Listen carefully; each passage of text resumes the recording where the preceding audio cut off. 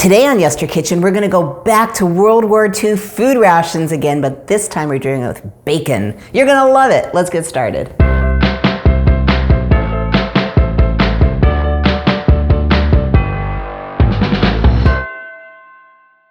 Hey everyone, I'm Jill and this is Yester Kitchen. If you're new here, welcome. It would be an honor to have you join us as we explore retro history through food. Okay, get in the kitchen. We're making something amazing today. Are you ready? Bacon pie. Ah, I know, right? Well, anything bacon. But we are talking about World War II food rations again, and if you missed my first two episodes where I really go into depth about so many things, I'll put them up there so you can find them right away. So bacon was rationed in World War II. You could get it, it was available, but it was rationed. So let me give you an example of food rations. So bacon was 30 cents a pound in 1943. I know, right? Crazy.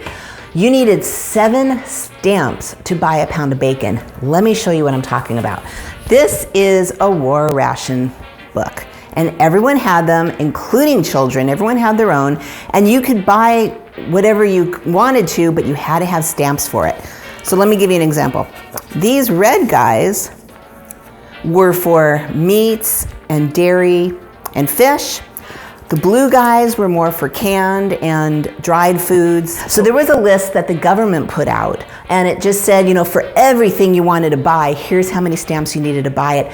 The more it was scarce, the more stamps it was, right? The less it was scarce, the less stamps it was, because of course, so many things were going over to our troops overseas. So those were the ones that were more scarce here in the States, and those were the ones that cost more stamps. Nutty system, but it was what we had, and we were able to feed our troops and feed the nation, and the nation all came together to support our troops.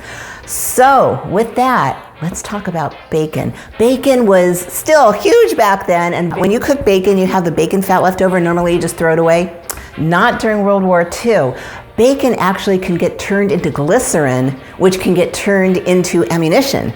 So there was a huge drive for people to bring their, not just their bacon grease, but their fat from their meats and give it back to the government so the government can have enough fat to create ammunition. Isn't that crazy? So there was a whole program. Let me show you a couple posters.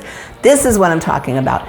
You went ahead and you cooked your dinner and you saved all your fat, and then you would strain out your fat to get all the little impurities out, and you would bring your fat to a butcher, and the butcher would buy back your fat and then sell that to the government, and the government would have the money for bombs. The Disney company came in and they actually made many, many little cartoons to support the war effort. One in particular was called Out of the Frying Pan and Into the Firing Line, and you should go look it up because you can still see it right now.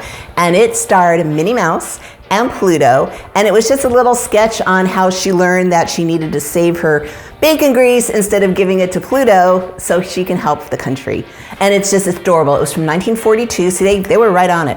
1942, and go check it out. As a matter of fact, I'll put a link down below so you can see it, because it's history. It's kind of cool. So now, out of the same year, 1942, we're gonna make bacon pie, because it really requires very little bacon, which is exactly what the housewife wanted. So that way you can have your bacon, but it'll last longer because, you know, 7 stamps, 1 pound of bacon. So let me show you something. This is a magazine ad of what we're gonna make. And this is from the Swift Bacon Company. Oh, look at that. And that's their ad. They always put recipes for their products so the housewives can make them in accordance with what was going on in the country. So let's get started on bacon pie. You're gonna love it. It's pretty much quiche-like, but it's bacon and cheese. Come on. So the first thing we're gonna do, actually the first thing I'm gonna do is I have a ready-made pie crust ready to go. I bought it in the store. I did not make my own because I'm all about easy, and all you want to do is put it in your pie plate. You can flute the edges. You do it by just kind of putting your finger in and then squeezing all the way around, and you have this cute little thing that very much looks homemade because pie crust is not my thing. And we do not bake this in advance. We're going to keep it raw.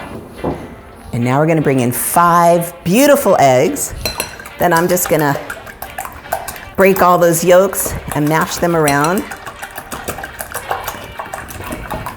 And now to that, I'm going to add 2 cups of milk. Now I always use whole milk when I cook retro because it gives you some nice fat content. You don't have to. but I highly encourage you to do it so you can really taste, because most people had cold milk back then.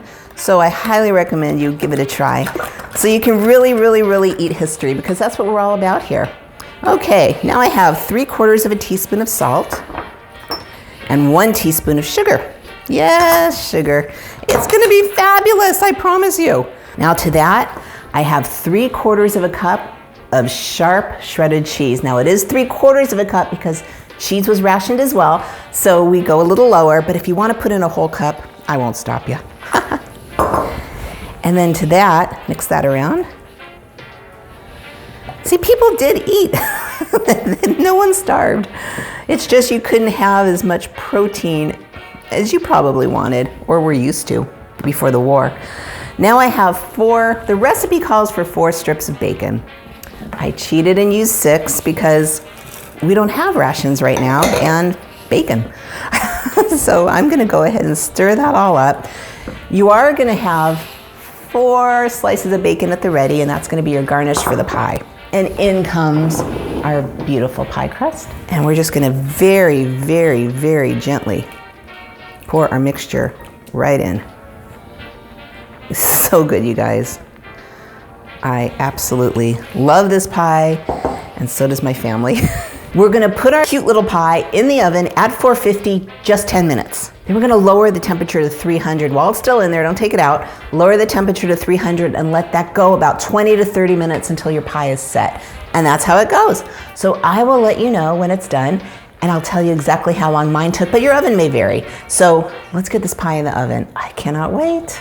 Hey everyone, we're back. So my pie took about 40 minutes. You never know, it could be the weather, it could be your oven, it could be anything. Anyway, when your timer goes off, just right while it's in the oven, kind of jiggle with pot holders, right? Because you're gonna burn your little hands. Just jiggle that pie, and if it's still moving, do like another 10 minutes and just keep checking it. But you really want to cook it once you're on high. Once you bring it down to low, you want to cook it on low because it just gently kind of cooks and makes everything so happy. You want to see the bacon pie? Look at this. Absolutely, it's still warm. Absolutely gorgeous. Remember those slices of bacon? Okay, so now we make it super pretty, just like that. And actually, one of my pieces of bacon broke, but we're not gonna let that stop us.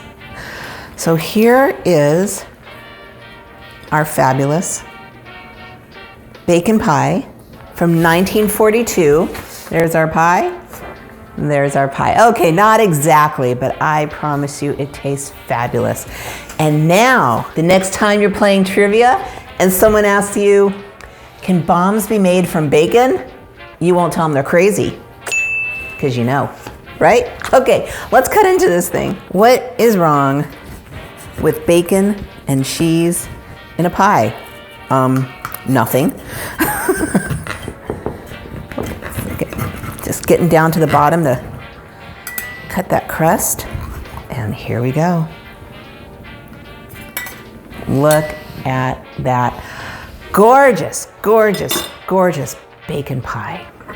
I'm telling you guys, retro cooking, there was a lot to be thankful for. It's perfect. It's simple. It's perfect. The bacon is there. The cheese is in the background, and you have yourself a fabulous breakfast, lunch, or dinner, right? So embrace the past, make some recipes, tell your friends the stories, tell your family the stories. It's just, this is why I do what I do. The stories are amazing, and the food, oh, nothing finer. If you would like to explore more dishes from your childhood or just the past, I invite you to subscribe. I release new videos every week. In the meantime, there's some more retro dishes for you, because you can't wait, right? And remember, every dish, even bacon pie from World War II war ration cooking, has a story. I'll see you in the next video.